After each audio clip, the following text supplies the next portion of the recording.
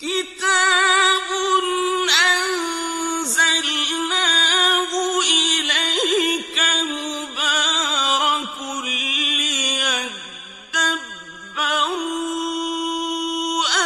آياته وليتذكر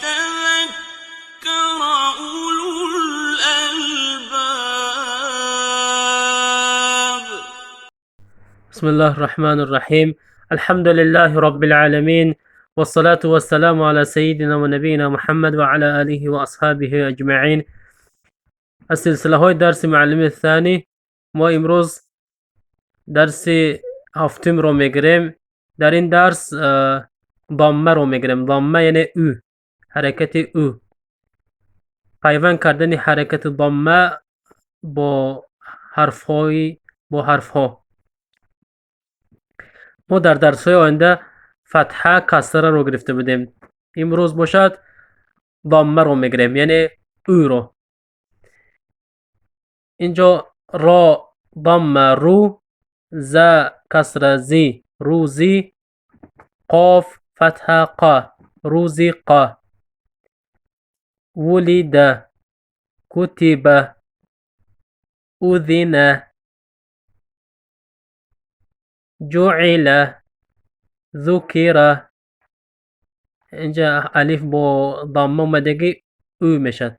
همزه ضمه او، میم کسره می اومی، را فتحه را اومیره، اخذ غفر ضرب خلق سئل. اینجا الف است. الف با همزه در مابین این خیلی نوشته می شود. سین ضمه سو، همزه کسره ای سوئی، لام فتحه لا سئل. یصف یرث یهب یلد حمل رفع جمع وضع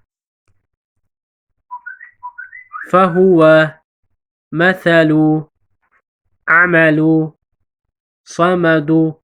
اینجا حرف میم است. میم در قرآن کریم در مابین چنین هم نوشته می شود. صاد فتحه صا، میم فتحه ما صام، دال ضمه دو صامدو، رسلو ثلثو کتبو عنقو. این بود امروزه درس.